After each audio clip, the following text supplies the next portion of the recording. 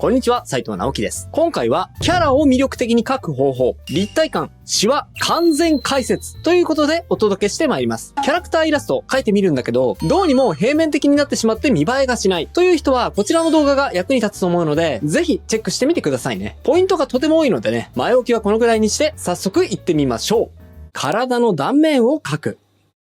それでは、まずはじめに立体感を出すためには何をすればいいのか。それは素体に断面を描くのが大事なんです。このようにキャラクターを描いていくときの下書きの状態、いわゆる素体を描いていくときに体の関節部分など要所要所に輪切りの線、断面を描いていきましょう。この断面の角度が画面に対してこのように平行になってしまっている部分が多いと、これがですね、キャラクターが立体的に見えない一つの理由になってしまうんです。逆に画面に対してこのように断面が見えている部分が多いことがキャラクターをより立体的に見せるために大事なことなんです。はい。基本的にですね、この断面の角度を意識することがキャラクターを立体的に見せるためには非常に大事な視点になります。まずはこの基本的な考え方を理解してくださいね。それと、この素体を描いていく際なんですが、急にね、立体を意識しながら素体を描くというのもなかなか難しいと思います。そういう場合にはですね、超簡単にこういった全体的なイメージを描いて、で、その後でそれに立体感をプラスしていくような、そういうイメージで素体を描いていくか、それかね、このように棒人間を描いてから素体を描いていったりすると、いきなり描き始めるよりも描きやすくなると思うので、このやり方をね、試してみてくださいね。で、そもそもですね、棒人間から描く描き方わからないという方は、こちらの動画で詳しく解説していますので、まだ見ていないという方は、後でこちらもチェックしてみてくださいね。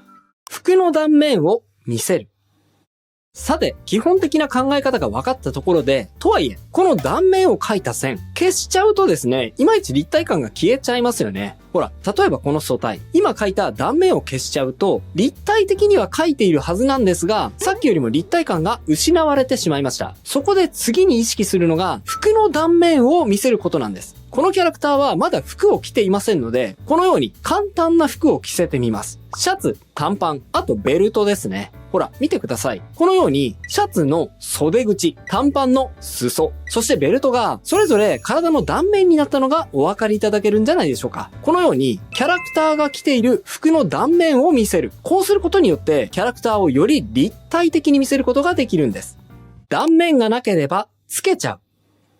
もし、服の断面がよく見える場所がないという場合にはですね、パーツを付けちゃうというのも一つの手です。特に自分のオリジナルキャラクターの場合には、気軽にパーツを足したり引いたりできますから、描きやすいようにデザインし直してしまいましょう。例えば、ニーソックスですね。これは、主に女の子でよく使われているパーツです。太ももは足を上げるとよく見える部分なので、ここに断面を追加できれば、立体感はもちろんのこと、キャラクターの動きを強調できます。それとこのように、しましま柄を追加してみるのも手です。こうすることによって、外側のシルエットだけではなく、内側のボディラインもこのしましまを追加することによって表現でき、マッチョなキャラクターやグラマラスなキャラクターは、より魅力を引き立たせることができます。はい。あとはリストバンドですね。例えば手を前に突き出すポーズの場合には、どうしても手首が寂しいことがあります。そんな時にはリストバンドや時計を装着します。手首の部分に断面のラインを追加することで、立体感や引き締め効果をキャラクターに持たせることができるんですね。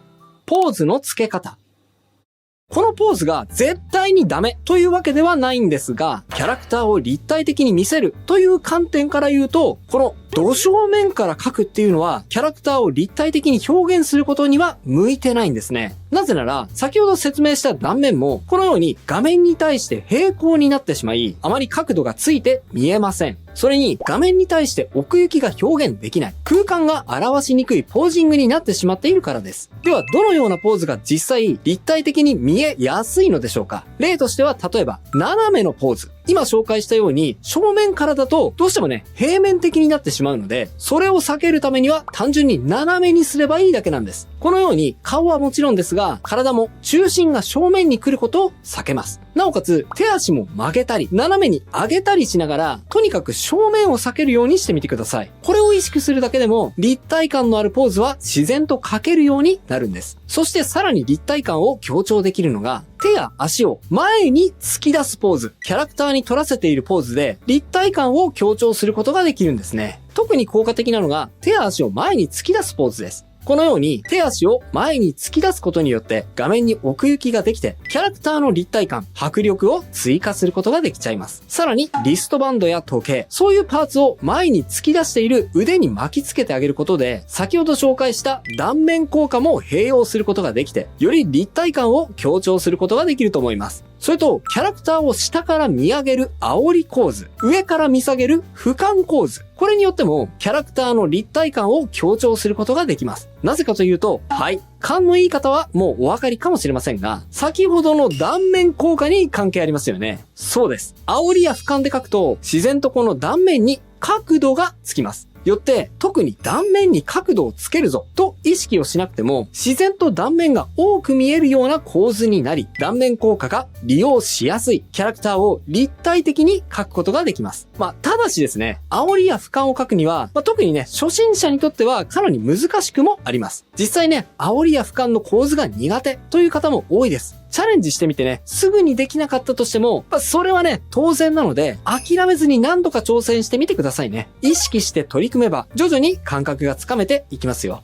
影の付け方。さて、ここからは影の付け方で立体感を出す方法について解説していこうと思います。はい。まずはですね、これをやっちゃうと平面的になっちゃうよという影の付け方を紹介しておきます。はい。多分これですね、やっちゃっている人多いんじゃないかと思うんですが、こんな風に細かく影を入れていってしまうと、一見丁寧でね、良いと思われがちかもしれませんが、これはですね、立体感を削いでしまう影の塗り方になってしまいます。これなぜかというと、こういう球体に例えるとわかるかもしれません。さっき説明した細かい影を入れていってしまう行為は、例えるなら、この球体の表面についている細かなレリーフ。こういう感じで書き込んでいっているような作業なんですね。はい。これだと、あまり立体感を出すには効果が薄いと思います。でもね、代わりにこうやって、なるべく大雑把に球全体に影をつければ、ほら、これだけで球としての立体感が生まれましたよね。影は最初、大まかにつける。なので、キャラクターに対する影も、初めは細かい部分からではなく、大まかな部分からつけていきましょう。ここから下は全部影の面。ここから上は全部光が当たって明るくなっている面。という風に、まずは一旦大胆に分けちゃうこと。これが立体感を表現する上では重要な影の付け方なんです。細かい部分の影についてはね、この大雑把な影を付け終わった後で付けていくのがいいと思います。反射光をつける。そして、さらに立体感を強めるためには、地面からの照り返し、反射光を入れていくことで強調することができます。やり方は様々ですが、一つのやり方の例を紹介すると、このようにね、今描いているレイヤーの上にソフトライトレイヤーを用意して、あまり明るくなりすぎないグレーで、こうやって下からの光を加筆していきます。上からの強い光だけではなく、下からの弱い光をキャラクターに当てることによって、このようにより立体感を生み出す陰影表現ができます。ぜひ試してみてください。稜線を強調する。はい。これだけでもね、十分なんですが、さらに立体感を強める陰影テクニックがあります。それが、稜線を強調するってことです。稜線って何？っていう人もいるかもしれませんが、はい。簡単に言えばですね、このように光が当たっている面と影になっている面、これが切り替わる境目の部分。ここですね。こういう境目の部分にこのように濃い色をちょっと足してあげることで、より立体感を強めることができるんです。ただですね、ちょっとこれは効果が高いですが、それゆえに違和感を生みやすくもあるテクニックです。ちょっとね、強く入れすぎちゃうと、こんな風にすごくね、こう、角張ったような感じになってしまう場合がありますので、実際に導入する場合には、バランスに気をつけて入れる必要があると思います。例えばね、すべての稜線に対して調子を入れてしまうと、かなりね、硬そうな印象になりすぎてしまうかもしれませんので、そこはね、注意してみてくださいね。さあ、ここまではキャラクターを立体的に描く方法についてお伝えしてまいりました。ですが、キャラを描こうとすると、必ずつまずいてしまう部分が、服のシワの部分だと思います。実際ね、服のシワの描き方について悩んでいる方、非常に多いですよね。ここからは、服のシワの描き方についても詳しく解説していこうと思います。襟の描き方。ワイシャツを描く場合、襟は最も大事なパーツです。この部分がちゃんと描けているかどうかで説得力が段違いなので、気合を入れて描いていきましょうね。ポイントは回り込みです。首に隠れた部分も想像だけではなく、しっかりとね、このように描きましょう。こんな風に楕円の構造になっていて、首の後ろで繋がっている。この部分がきちっと描けているだけで、絵がね、もう冗談じゃなく3倍ぐらいうまく見えますよ。前立て。この部分、前立てっていうらしいんですが、前立ての部分は女性の場合には向かって左側が上に来ます。中世ヨーロッパの宮廷では、女性は自分で服を着ていなかったので、使用人がね、ボタンを止めやすいように男性と逆に作られたことが、ワイシャツがこの構造になった理由らしいです。ポイントは、この前立ての部分のラインですね。このライン取りで、女性だったら胸の膨らみを表現できる部分ですね。なぎさちゃんはマスコットキャラクターの3人の中では一番グラマラスな体型なので、その辺も意識しながら膨らみを描いていきましょう。服の縫い目を描く。そしたらですね、ここポイントです。服がうまく描けないっていう人はですね、シワがね、うまく描けないって思っている人多いんですが、それはですね、半分間違いなんです。シワを描く前に、服の縫い目、生地と生地のつなぎ目にできる縫い目の部分ですね。これを描いてあげるだけで、服ってね、実はそれっぽくなっちゃうんですよ。ワイシャツであれば、肩の部分のこの線と、あと縦に入るこの線。あとさっき描いた前立ての線ですね。それと、袖の部分の線と、あとは脇の下の線がそうですね。これをね、描いてあげるだけで、そこまでね、シワをしっかり描かずとも、それらしい感じに実はなっちゃうので、まずはここをね、きっちり押さえて描きましょう。シワを描く。で、いよいよシワを描いていきます。シワは大きく分けて3種類意識するといいと思います。引っ張りじわ、畳じわ、たゆみじわです。例えばワイシャツの場合、シャツインして胸の膨らみによって布が引っ張られていますから、このお腹の部分にはですね、引っ張りじわができていますね。それと、この肩の縫い目からも胸に向かって引っ張りじわができています。これも書いてあげることで、胸の膨らみをより強調できたりもしますね。引っ張りじわを書くときのポイントとしては、直線的にうっすら書くことです。あまり深いシワではないので、濃い影はできませんが、引っ張りじわを書いてあげることで、メリハリの効いた絵になると思います。次に、畳じわです。ワイシャツで言うと、この部分。腕を折り曲げた部分や、あとは脇の下にもできたりします。このシワは布が重なって折りたたまれるようにしてできるシワなので、比較的深くくっきりと濃い影ができます。なので、引っ張りじわよりもしっかりと濃い線で描いてあげると感じが出ていいと思います。で、最後に、たゆみじわですね。このワイシャツで言うと、